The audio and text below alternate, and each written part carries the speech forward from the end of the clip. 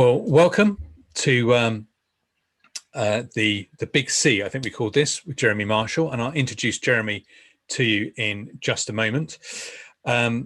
We at church we do a Thursday evening meeting, and about once a term we used to have an event at Costa Coffee, some free coffee, a talk, and people ask questions.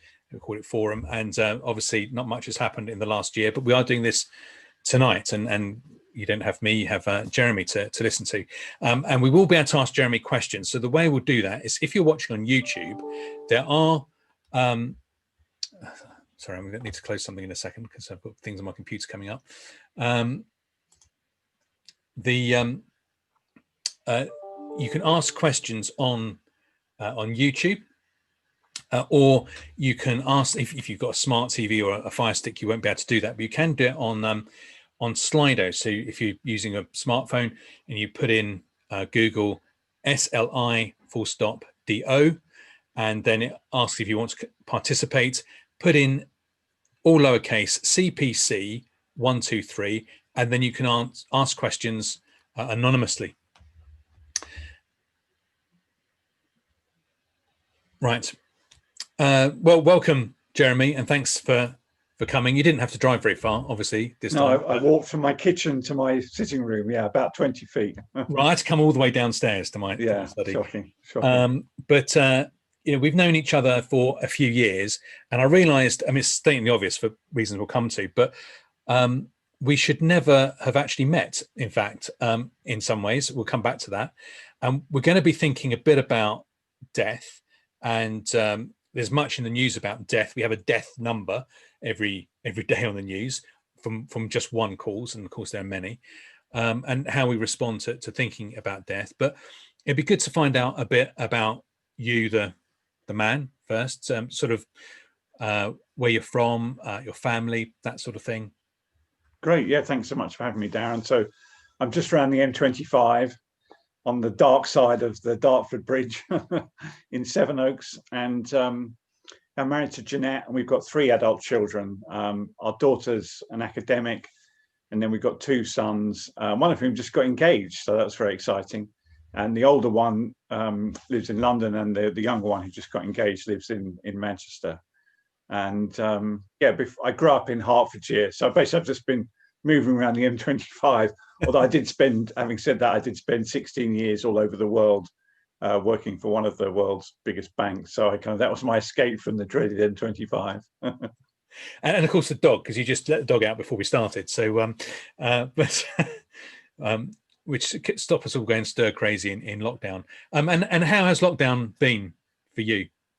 Yeah, it's been quite hard. We'll come on to my medical condition in a minute, yeah, sure. But basically, because I'm in chemotherapy, I have no immune system, so I've been shielding for nearly a year. And that's been pretty hard. Also, in the middle of lockdown, I suddenly got severe heart pains, and I thought I was having a heart attack. I went into hospital, which was a really strange experience. This was right in the middle of the first lockdown, and the hospital was empty, basically, and I was sort of stuck in a room. In the end, they said it's probably you probably had COVID, although I kept testing negative, and it's causing these heart issues, which kind of seem to cause lots of people. Anyway, I came out of it. What I'd say, Darren, is to everybody watching, and I mean this in a kind way, welcome to my world, right? Because in the last, as we're going to come on in a minute, certainly for the last 5 years and really 8 years, I haven't had an immune system. So every time I was on a train or something like that, and somebody coughed or sneezed, I felt afraid. And now we all feel like that, right? And every day I kind of wake up and you think, well, how long have I got to live? And now, to some extent, sadly, we all feel like that as well. So I hope my story and experience is useful to everyone watching. Yeah, everyone is conscious of coughing and things. I noticed it's a way of clearing teenagers from a pavement when I'm walking the dog. You just go, it's like they just kind of flee. And also, of all the people I know, you're the only person, I think, who's been involved in buying a bank, which is also your background in banking, and that's what took you around the world. Tell us a bit about what you do. Sure. So I grew up in Hemel Hempstead, went into banking, and I worked, as I was saying earlier, for Credit Suisse, and then About 12, 13 years ago, I was headhunted by a bank called Seahor and Co, which is one of these sort of classic British institutions.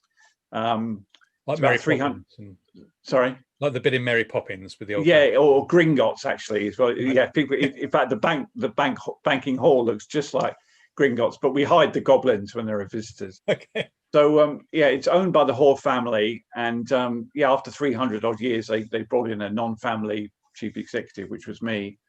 And yeah, it's an amazing place to work. They've been in the same building in Fleet Street since 1690.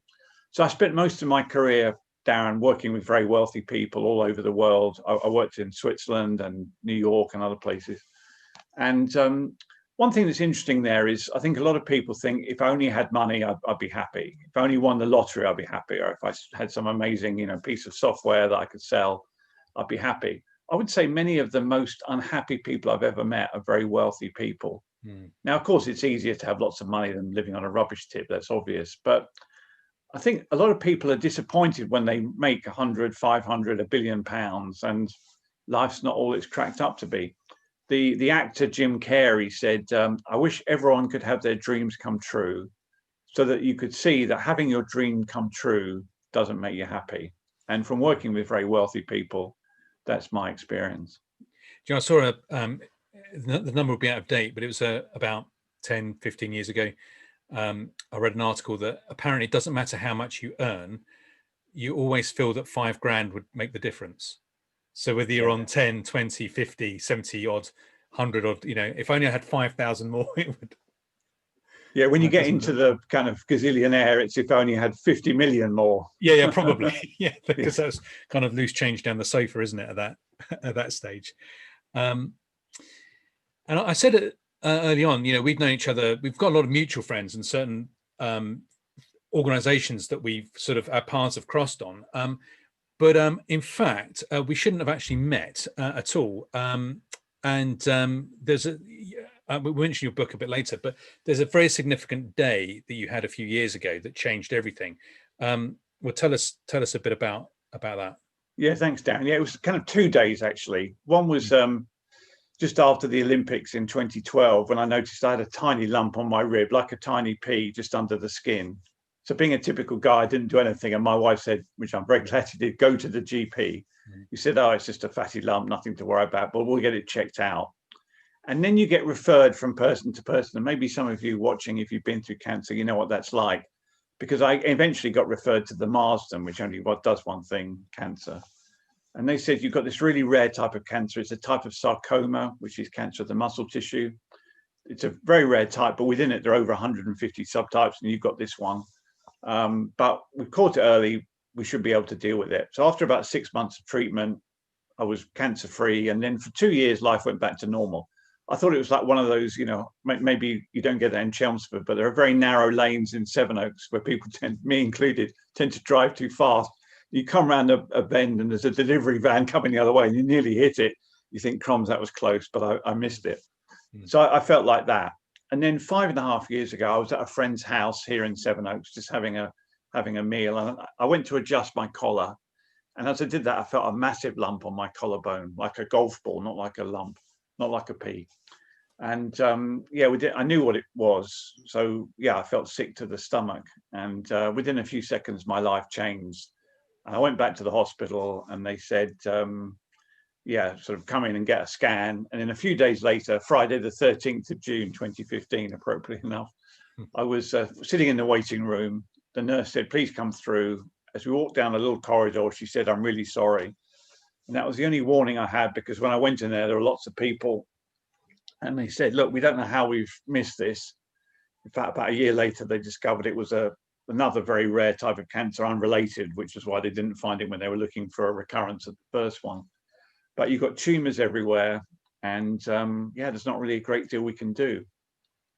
So, of course, Darren, the question you ask is, how long do you think I've got? Now, doctors don't like to answer that, right? So they say, well, hard to say, but blah, blah, blah. But yeah, in the end, when I pushed them, 18 months. So when they said that, I burst into tears. Please don't think I'm some kind of super expert on cancer or some kind of super Christian. I'm not a religious person. I'm a banker, right? They're the least religious people you get. There are And parables about you. yeah, that's right. Yeah, exactly. We're usually the baddies. And it's been really hard the last 5.5 years. The hardest thing is the impact it has on your family. But I'm also like a walking one-man medical disaster zone, as well as cardiology and oncology. I've had 30 chemos. I've had a dozen operations. I've also had big problems in my eyes. I lost the sight in both eyes, one after the other. I got one eye back, but that was pretty terrifying experience. So yeah, living with cancer is really hard. And the thing that's kept me going in that, because my dominant emotion is fear, I would say. Well, what does it feel like to live with incurable cancer? You're afraid, right? You're afraid, especially you're afraid when you're waiting for the scan results, because sometimes they're good, no growth, and sometimes they're bad. There is growth, you know, or there's a new tumor or something, we have a problem. So the thing that's kept me going then has been the presence of God. And I'm not, again, a naturally religious person, as I said earlier. And I don't mean some kind of supernatural experience, but what I mean is the promises of God that he makes to us that are available for all if we want to avail ourselves of them are just so powerful and full of hope for me. Because humanly speaking, I don't have hope, but with God's help, I have that. And for example, God says, I'll never leave you or forsake you. Jesus said, surely I'm with you always, even to the very end of the age. And perhaps the most famous chapter in the Bible is the 23rd Psalm, the Lord's my shepherd. And in it, the psalmist says this, yes, though I walk through the valley of the shadow of death, I will fear no evil, for you are with me. So that's been my experience. We all have to go through the valley of the shadow of death. And we're all thrust into it, aren't we? We've all been thrust into it without any warning in the last year. Suddenly there we are. And being a Christian isn't about a bypass around the valley of the shadow of death. There is no bypass. The Bible says it's given to humans once to die, and after that, the judgment. But what God promises is something much more amazing than an M25 bypass, if you like. He promised us himself. I won't fear evil because you are with me. And especially when I've gone through, which I'll spare the gory details, kind of rather unpleasant medical things which do terrify you, I feel powerfully God is with me. That's really helpful, because I think what you've said there is that the fear is genuine, even though you've got a strong faith. But actually, what God offers in Jesus is real and something you've held on to. So one question people would come back to from, and there might be questions people want to pick up on some of that, but an obvious question people would ask, and obviously you've gone through this firsthand, is we talk about God as having being powerful. We talk about him being loving. Why does he allow you to have cancer and others? And there's people who've had terrible experiences. The whole world is being impacted by a little virus at the moment. Why doesn't he do something about it? That's a great question, Darren. And I think that's the most common question. If God exists, why doesn't he do something about it? And that is a very fair question. So I think if we look at the Bible, which Christians believe is a communication, if you like, almost a series of emails from God to us, telling us what he's like. In the beginning, and Christians believe that the God we worship made the whole universe. So this is a pretty big God, and he made it good. In the beginning, everything was good. It wasn't like now. And yet, if we look around, we can see obviously that something's gone wrong, right? And we can see that the world is full of good, happy things, families, but also full of evil and wrong, cancer, coronavirus, and not just that, also moral evil, people doing terrible things. Whenever we look at the news, we see people being murdered, people being abused, all sorts of awful things. And if we're honest, there's also evil within each one of us. Things that we've done wrong, things that have blocked and destroyed our relationship with God, because by nature, we're rebels. We don't want to do what God says. We want to do it my way. I noticed Donald Trump, as he jetted off on Air Force One, throughout the White House grounds, they were playing "I Did It My Way," right? Well, we're all in that sense Trumpians. I'm not a fan of Trump, but Yeah, we all say to God, no, I don't want to do it your way. I want to do it my way.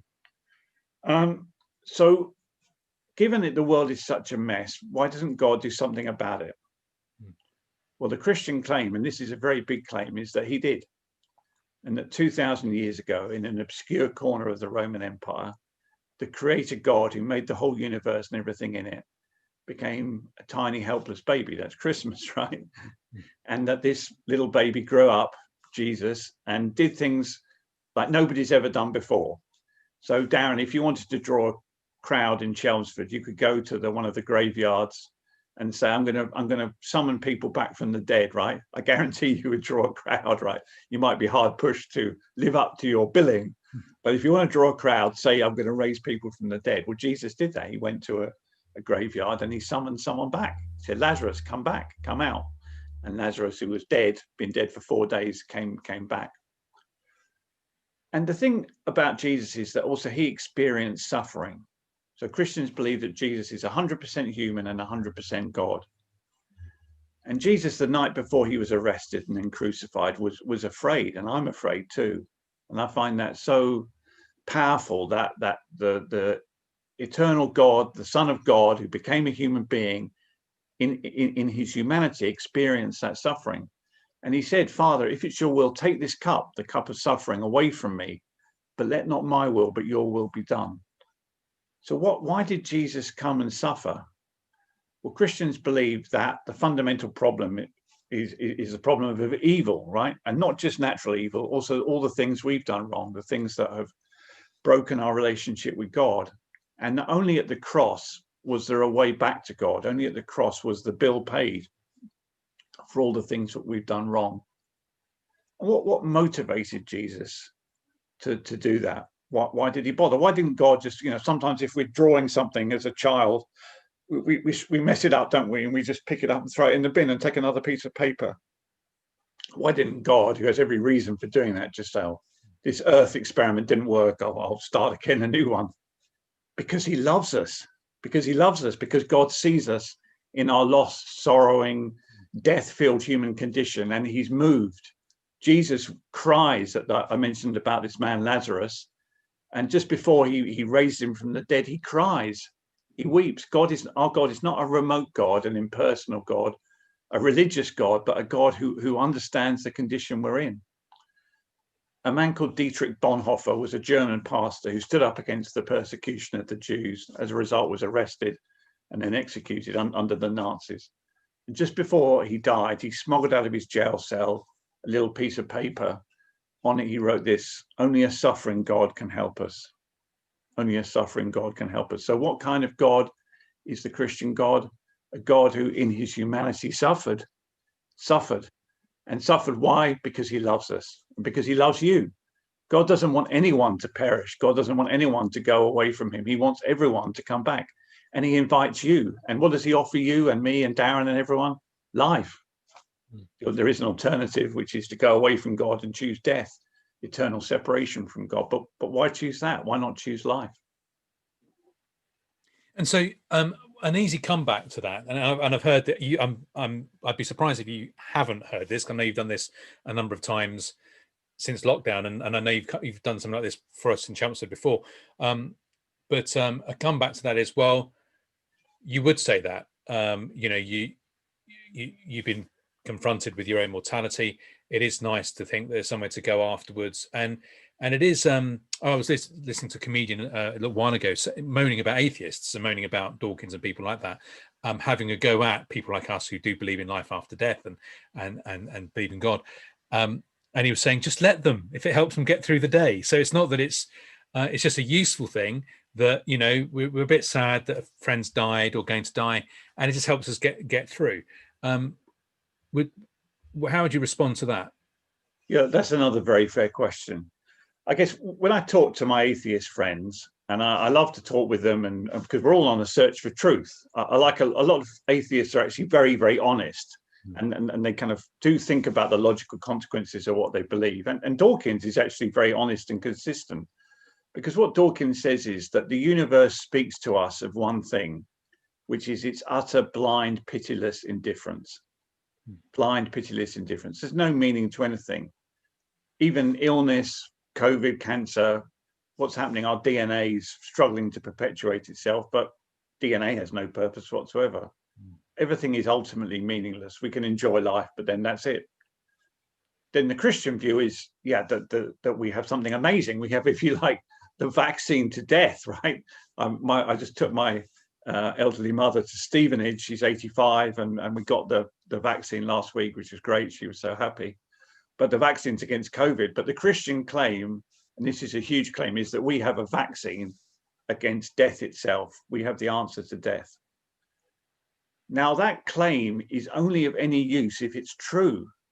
I think it's obvious that the Christian view is more attractive than the Dawkins view, right? What do you want? A loving creator God who made you and calls you back home to himself, or blind, pitiless indifference, right? It's not a hard choice.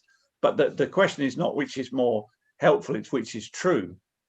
So why do I believe that the Christian faith is true? And trust me, when you're very ill, that's a really acid question that really hits home. I was a Christian before this, but when I was told that diagnosis, you think, well, is it true, or is it just wishful thinking? I believe that if I had an iPhone and I was there on the morning of Easter Sunday, AD 33 and 34, in that obscure corner of the Roman Empire, that what the 4 eyewitness accounts say happened actually happened. I could have recorded it. And what they tell us is that the stone was rolled away. Jesus had been dead for 3 days and he came back to life. And this wasn't some ghostly apparition or the disciples kind of having smoked one magic mushroom too many. No, this was, he was around for weeks and weeks, and he was seen by many, many people, but even by 500 people at one time, right? You could imagine 1 or 2 people might be delusion, but not 500. And people could touch him, they could talk to him, and he ate food. So Christianity stands or falls on this. Did Jesus rise from the dead? If he didn't, it's the biggest contrary of all time. But if he did, then we offer to you tonight the answer to death itself. And it's not just a question of what happened 2,000 years ago, but the question of the future. Because being a Christian means I know where we're going. Well, where are we going? Well, the last verse of that psalm I quoted earlier is this: surely goodness and mercy will follow me all the days of my life, and I will dwell in the house of the Lord forever. So where's the Christian going? Home, right? Home, which is where we're made, by the way. We'll never find rest. We'll never find that home we're built for anywhere else. A man called Augustine said, you, God, have made us for yourself, and our hearts are restless until we find rest in you. It's no use looking for satisfaction in money, sex, pleasure, anything, careers. We will never find happiness. You will never find happiness until we come back to God. So the Christian faith is rooted on something we believe happened 2,000 years ago. It's looking forward, and it makes every difference now. Why? Because it gives me hope, right? It's amazing. What's in short supply? Hope. Yeah, I mean, maybe we'll have some hope that coronavirus will eventually go away. But the Christian claim is we have an answer to death. Jesus at the end of the Bible says, I have the keys of death and hell. And if you have the keys of something, a house, you own it. It's yours. That's what Jesus says. I own death. I have defeated death. And that longing for an answer to death, Darren, is really powerful. Eddie Izzard, the transvestite comedian, was recently interviewed in The Guardian. And he said this: all my life, Eddie, had been traumatized by the death of my mother from cancer when I was 6 or 7. If only she or someone had come back from beyond the grave to tell us there's something there. If only she or someone had come back from beyond the grave to tell us there's something there. That is exactly what Christians claim, right?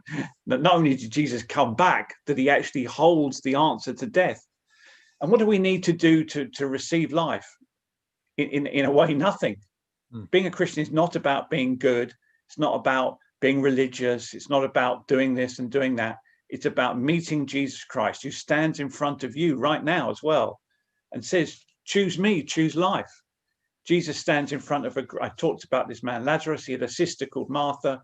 Before Jesus raised him from the dead, he says to Martha, who's grieving, I am the resurrection and I am the life. I am the resurrection and I am the life. And Jesus stands in front of each of you watching this evening and says the same thing. So that's nothing to do with Darren or me being good people or religious or anything. It's as if, you like, someone gave us the answer to coronavirus We didn't manufacture it, and we want to pass it on. That's why I love doing things like this. Who doesn't want to offer people life? So we've made some big claims. You have to figure out if it's true. And all I would ask anybody watching is kick the tires. Figure out if it's true, right? Investigate it. Be curious. Because if it is true, it makes all the difference. Yeah, and I think, you're not that unusual in that respect, Jeremy, in that most Christians actually like being asked questions. Some Christians are reluctant to talk about their faith because they think, people are going to get fed up with me or whatever, but they certainly don't mind being asked, do they? And even if they can't answer the question there and then. And so I know I've spoken to people who are thinking about faith, and they go, I didn't want to annoy them by asking you. We really don't mind being asked, and you don't have to go very far to find a Christian that just goes, "I'm glad you asked me that. Even if I can't answer you today, I will find, I'll think about that, or find somebody who can answer that." So, definitely. What would you say to someone who perhaps is fearing death? I know some people are very fearful of death, even though they don't have anything at the moment wrong with them, but they're just aware that they are getting older. Perhaps friends have died. They fear death, and also people can be remarkably reluctant to look into Jesus Christ as well. What would you say to people in those sort of situations? Well, first of all, each one of us is going to die, right? Mm-hmm. It's ironic, isn't it? We plan all sorts of things, holidays, which may or may not happen, but the one thing in life that's certain, death, is the one thing we don't want to think about. What's the death rate watching this video? 100%, right? Sorry, we're all going to die. So, given we're human, the question is the person who's offering us the answer to death, Jesus, what's he like? Is he trustworthy? I could give you a check, Darren, for £10 million, but I can tell you it's going to bounce, right? So you might frame it and put it on your wall. But if you thought, well, maybe Jeremy has really got 10 million, you quickly rush down and pay them before I change my mind, right? So the check, if you like, that God is writing to us, is it reliable and is it trustworthy? You have to look into that. You have to decide for yourself. Christianity is evidence. It's rational. Being a Christian is not a leap in the dark where we think, I hope there's something there. And if you've got doubts, that's okay. Come as you are. Lots of Jesus' own disciples didn't believe in him. There's a man called Thomas, doubting Thomas, right? It's kind of entered the English language. So Thomas, he doesn't believe that Jesus risen from the dead. And he says, no, absolutely. There's no way I'm going to believe. Come back from the dead? No way. He's talking to the other disciples. And he goes further. He's kind of ghoulish. He says, in fact, unless I can put my hands into the nail holes where he's crucified in his wrists, and my hand into his side where a Roman soldier stuck a spear, I'm not going to believe it. Forget it. He would have been a kind of Dawkinsite today. Unless you give me the evidence, I'm not going to believe. And a week later, Jesus appears to him and says, okay, Thomas, here I am. Go ahead. Put your finger in the holes. And Thomas falls down and says, you're God. And Jesus then says something. He says, Thomas, you're blessed because you've seen and have believed. But much more blessed is everybody else, all those, if you like, who are coming after, including anyone who's watching this, who we haven't seen with our physical eyes, but we've believed. So if you've got doubts, that's okay. All Christians have doubts. Being a Christian is not about being some super religious person ticking off 40 questions. No, come as you are. Don't try and resolve your doubts other than by meeting Jesus Christ, and he will resolve your doubts for you. It triggered a couple of thoughts. You were speaking. My wife's grandmother always used to say, "If I die," and my father-in-law would correct her when, and I think you mentioned about faith and hope, and Christians use those words differently to other people. So faith is what everything you've been talking about this evening is trusting something that's solid rather than a hope, who knows. And hope is something also solid. It's just not in our hands yet. So it's saying it's going to be there. I used the illustration of my son's a teenager. We told him what he was getting for Christmas because he was involved in choosing it, and but he couldn't touch it till Christmas Day. That's hope. It was guaranteed, but he didn't have it in his hand, and that's what we're talking about this evening, isn't it? Not just wishful thinking, but something that's solid. Yeah. And your situation is you have to go, now, do I really think that? I'm going to hand the questions over to the rest of you. I can see there are some questions coming up. It says, I'm not sure if the questions are open yet. They are about to be open, Jeremy. There's another Jeremy asking you a question. So we are going to go over to those in a minute, but I'll just give everyone else a few minutes to think about those, and I'll just tell you about a couple of other things. So we do have a book giveaway. Jeremy's given me some books. I was really disappointed they're not signed, Jeremy. I mean, I can PP them for you, but that's the best I can do. They're worth less on eBay signed than unsigned. Well, they're free tonight, so even better than eBay. So I'll try and get them around to you. We'll post them to you. So there is this book, which you can see where I've got the picture from, The Big C, which tells a bit more of the story Jeremy mentioned tonight, and a bit more about really thinking through how to make this personal for you. And then another book called, which has just come out, called Hope in the Face of Suffering, and it's 20 small devotionals. So he looks at a bit from the Bible, and then just a couple of pages on it, sort of reflecting on that passage of the Bible and how it speaks to us in the face of suffering. So what does the Bible have to say about suffering? So if you contact us through the church website, or if you're on Facebook, have you get in touch with people on Facebook, and I will get it to you. And if you want to know more, Jeremy uses this phrase sometimes about kicking the tires. So if you want to kick the tires a bit about Christianity, there's some opportunities to do that. So we have obviously church on Sunday in the 11:30 and 6 o'clock. And if you're watching on YouTube, you can just watch here as you are now. We also do a thing called Christianity Explored. I've just put it up on Facebook, and it will be up on our website as well. And that is a good way of kicking the tires. So we have it's over 7 weeks. We have a video that we watch, but then people can ask questions, and we promise not to ask you any questions other than, is that okay? Did you get that? But you can ask whatever you want, and people do. There are no stupid questions. The only stupid questions are the ones you didn't ask. So we're doing that on Zoom, and we've done one of those already. It's worked pretty well. And there's another event like this that we're going to do on a Saturday, 11 in the morning, on the 20th of March, and we're doing it in the morning. Well, at the moment we're not doing anything else, are we? But we're doing it in the morning, so the speaker will be awake, so we can do it live like this rather than recorded. And I'm going to show you, as Jeremy did, a little advert. So our speaker on the 20th of March has done a little advert for us as well, to give us a flavour of what we'll get.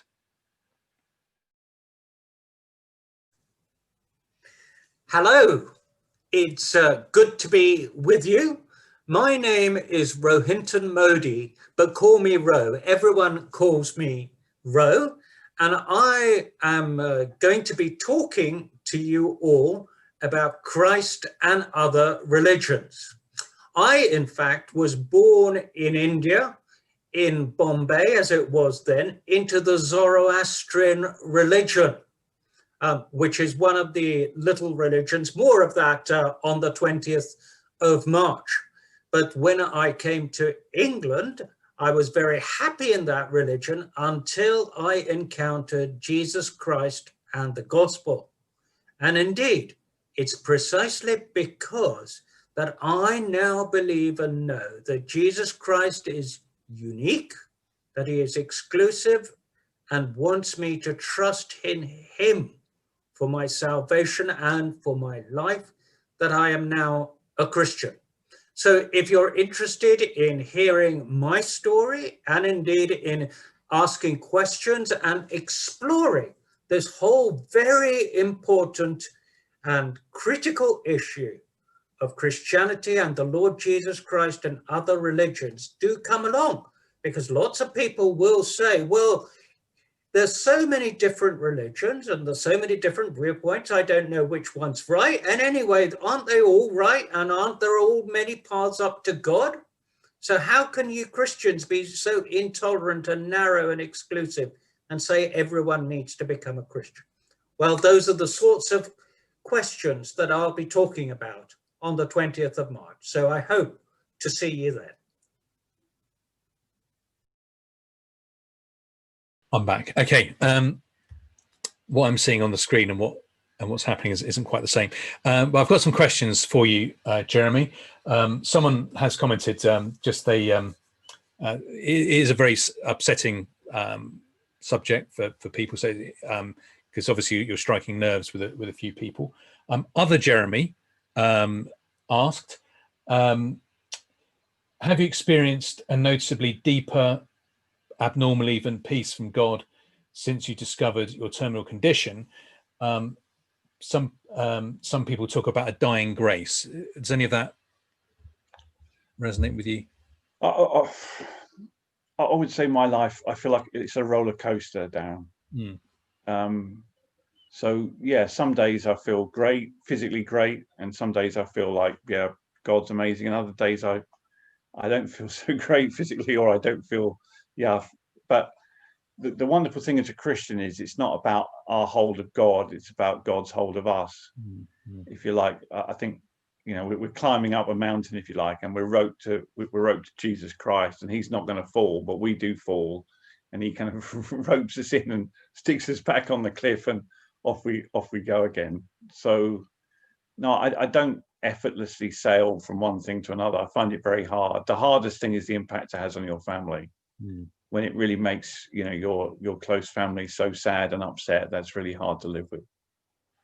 Yeah, and I think you touch on that in your book, and I've heard other people in similar situations talk about that they have this sort of peace often about God's promises on the one hand, whilst aware of what that will do, is going to do to the family and things like that. And of course you mentioned with a degree of humor, not, I mean, it's worth buying the book, and I'm quoting from it. The Woody Allen quote about yeah, I'm okay with death, but I don't want to be there when it happens. Yeah. Well, I do. There's quite a few jokes in the book, actually. As you know, right, yeah. Aaron. Otherwise, it just becomes life is so sad. Yeah. So yeah, sometimes I try and, I hope not inappropriately, but I try and make the odd joke. The staff at the Marston are often making jokes just to try and kind of lower the tenseness sometimes. Yeah. No, understandably. And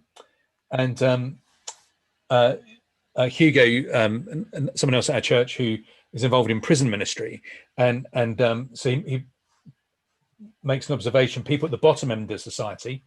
Although actually, I imagine in banking, a few of your colleagues probably have Her Majesty's pleasure as well. That's right. Yeah. They either end up in prison or the House of Lords, don't they? So so they often have a hunger for something, for some hope. Do you find that at the top end of society as well? That's a good question. I think not. Some people are still kind of in love with the pursuit of money, and basically they just keep wanting to make more and more money till their dying day. But I think other people step off the kind of hamster wheel of making money, and maybe in a way the hamster wheel has stopped for many of us this year, and start to think, yeah, is that it? Is that it? Is that all there is? People in the city tend to be very driven to succeed, driven to make lots of money. I'm not saying that's a good thing at all. In some ways, I think it's a bad thing, but that's the kind of character you get. So when suddenly the hamster wheel stops rotating, it does make people think, now, does everybody become a Christian? No. But I think especially people, I'm 57, right, around this point in life, when you're, you know, if you make it to 57 in the city, you've done well. Yeah, it just makes people, it just shakes people and think, is that it? Why am I here? What's the purpose of all this money? Jesus told a story about a very wealthy, probably would have been a banker, but now it was a farmer then, who said, look at all this money I've made, and yeah, how successful I am. I know what I'm going to do. I'm going to demolish my barns, and I'll build even bigger barns and become even more of a kind of Jeff Bezos plutocrat. And God said to him, you fool, you stupid idiot, this night I will demand your soul of you. And people can kind of feel that coming. I think often life, I would compare it, is like a pleasant journey on a river, right? We're in a canoe and we're paddling away and everything is great. I'm talking about people in England, maybe not if you live in, you know, Malawi or something. And suddenly you hear a distant roar, and the roar is the waterfall at the end of the river, right? And sometimes that noise comes louder. I find that noise comes when you lose, like my father died some years ago. It makes you think, okay, where is this pleasant river going? So yeah, I think people in the city sometimes do think more about life than we might give them credit to. I hope so. What I love doing, Darren, is I just love chatting to people in the city about the Bible. The same thing, really. I say, look, decide for yourself. Have a look. I've made these promises, with some of which are outrageous, right? The answer to death. That's kind of, even the FCA would arrest you immediately if you went around saying, "Yeah, give me £1,000, I'll make you immortal." So why don't you have a look at it? Yeah. Why don't you look into it? Well, at least give me half an hour. If it's true, it's more important than anything else. And I find quite often people are willing to do that. Yeah. And that's actually what comes up in Christianity Explored as well. People ask questions about how can you verify some of this, and we can talk about some of that in the course. I had heard from a mutual friend of ours, John Stevens, involved in Fellowship of Independent Churches, and he said that actually that it's at the ends of society often that people very rich perhaps realize that it doesn't answer anything, and people perhaps a bit more desperate. It's the rest of us in the middle who just sort of plod through life until something goes wrong. A couple of questions from Slido. One of them is, why did he create people? So what, given what you've said, why did he create people capable of evil? Yeah, look, that's a great question, Darren. I'm not sure the Bible gives us a complete answer to that. The Bible doesn't really explain where evil comes from. As Christians, we believe God is in control of everything, but he's not the origin of evil. He allows evil. He allows evil to happen, but his purpose is to rescue us from evil. The name Jesus means rescuer or savior. So there we are in an evil world. We're also making every day, aren't we, choices, right? We're making choices. Some are good choices, but some are evil choices. If I just think, I don't think my wife's watching, but if I think of some things I've said to my wife over the years, I think, oh yeah. Oh, Jeremy, how could you say that? I lost my temper several times. My wife's perfect, of course. She never does it the other way around. But and I think, oh, why did I choose evil? So that's the human condition, isn't it? That God allows us to choose, and we choose evil. But God, thank God, rescues us from the consequences of our actions. Because ultimately the Bible says the wages of sin is death. The wages of sin is death. But it goes on to say, but the gift of God is Jesus Christ. So God doesn't give us, what do we deserve? We deserve death. But he if we trust in him, he rescues us from what we deserve. He doesn't give us what we deserve, and he gives us something we don't deserve, which is himself. I suppose, I think you're absolutely right that it's great minds for many years have wrestled with where does evil come from, and the Bible talks about evil all the way through, but it is quite mysterious of its origins. Although I suppose humanity isn't created evil, but like you said, we've made a bad turn, and now that's how we are. But God's creation is good. How it goes evil is a mysterious. Is quite a mysterious thing, isn't it? But I've got another question, but if people have got more questions, we do have a little bit more time. Although it's 8:45, so we're going quite well.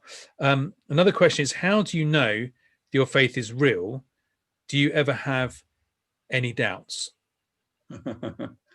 Yes, of course I have doubts. Yeah, and I think every Christian has doubts. What do I doubt? I never doubted in my cancer that God existed, but I do think sometimes, has God forgotten me? Or why on earth is God letting me go through this? Does he really love me? And then my mind goes back to a story in the Bible. And I always do the same thing. I turn back to the evidence and have a look at the evidence and think, okay, is this true? And there's a story that speaks very powerfully to me, which is actually, funnily enough, Darren, in my book, the new book, the second book. So one day Jesus says to his disciples, let's go to the other side of the lake. So they get in the boat and they sail. The Sea of Galilee is quite big. It's like an inland sea. The disciples are experienced fishermen, and Jesus, remember, Christians think human being 100%, God 100%, goes to sleep. And suddenly a great storm breaks over the boat, and the boat begins to sink. And the disciples are all, most of them, experienced fishermen. This is their workplace, but they're terrified. Jesus is still asleep. And eventually the disciples are desperate, right? And sometimes when you're desperate, like with cancer, you think, what else can I do? Oh, that they eventually, which they should have done a lot earlier, eventually, very roughly, they shake Jesus. Don't you care? We're going to drown. Look what's happening. How can you be asleep? And Jesus gets up and he rebukes the storm and he says, be still. And suddenly it's a mill pond, which, by the way, is a divine quality, right? Only God can do that. Storms may drop, but the sea doesn't drop. And then it says something strange. It says, then they were even more afraid. So they were more afraid with a dead calm, not a breath of wind, than they were in a raging storm with the boat sinking. Why? Because it began to dawn on them who that ordinary rabbi asleep in the bottom of the boat was, that this was God himself. So I'm like the disciples. Yeah, sometimes when the storm is raging, I do think, I would say I've thought that in the last few weeks. God, how can you let this happen to me? What's going on? And then you turn I turn my thoughts back, and I think, yeah, God, of course he's not asleep. He's in my boat. That I find that very comforting, Darren, that Jesus is in my boat, and at the end he will bring the boat to the other side.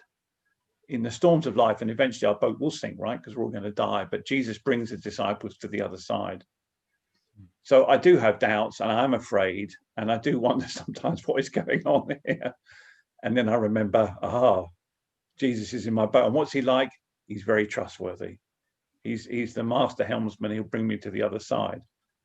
And if you're watching this, you're not a Christian, the Lord himself, Jesus Christ, wants to get in your boat, in your life. Take him in. And if he gets in your boat, will that mean then everything is like gentle sailing? No, not at all. No, in fact, in some ways it may be worse. But with Christ in your boat, you can laugh at the storm. Yeah, there's a phrase and it's still worth getting the book, by the way, especially as it's free. We haven't quoted everything in it, but there's something you mentioned in the book about questioning God and like this, and some I've heard other people said as well. God isn't easily offended in that respect, and so when we feel abandoned and what on earth is going on, then and it's even modeled in the middle of the Bible is the Psalms, which is these responses to God, and often you've got the psalmist going, "Why is this going on?" and those feelings that you mentioned about being abandoned is quite, they're quite common, aren't they? And it's sort of interesting how the psalmists process it, that it's quite easy in the temple to praise God and say, "Oh, you were there when it's hard," but when you're actually in the situation, we do feel abandoned, and I find that quite. And it's interesting you mentioned that in places like the Psalms, God can cope with us addressing our doubts and those feelings to him, and he meets us in them. I'm just seeing if we've got any more questions.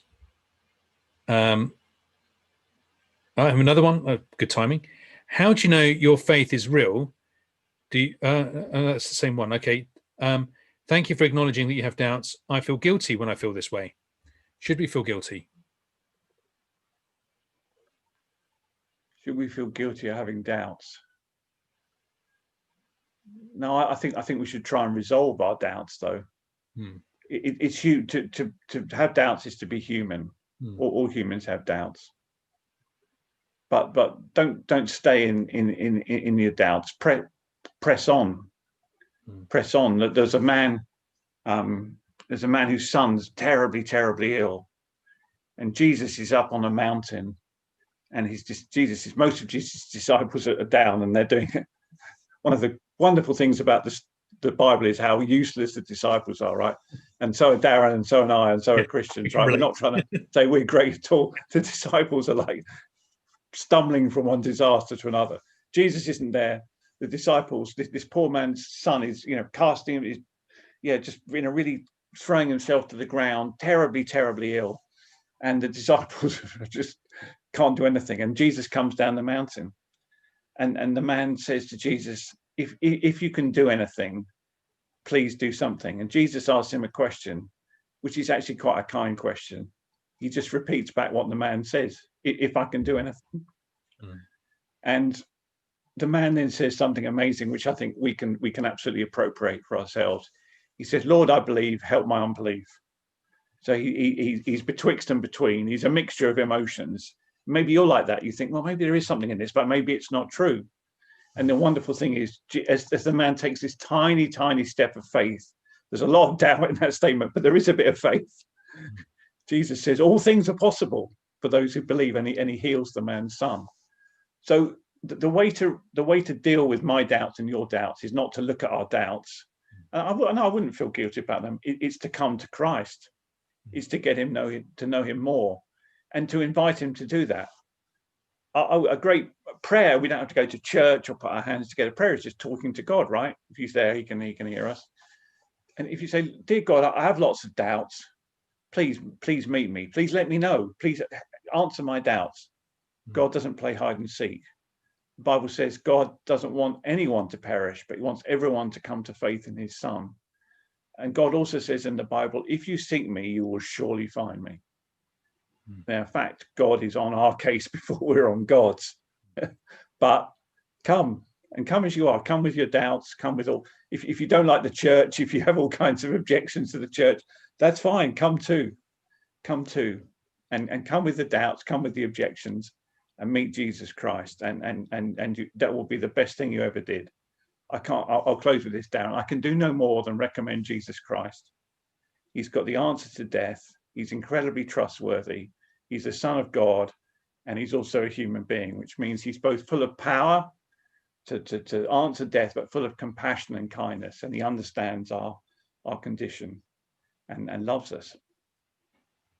Well, thanks very much, Jeremy. That's a great note to end on. If I say anything else, I'll spoil it. So thanks very much for your time, and thank you to everyone who asked questions as well. And this will be left up on YouTube, so do recommend it to people if you found it helpful.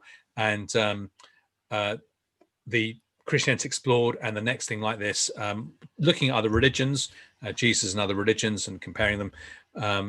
The information is going to come up now and will be on our website and on our Facebook page.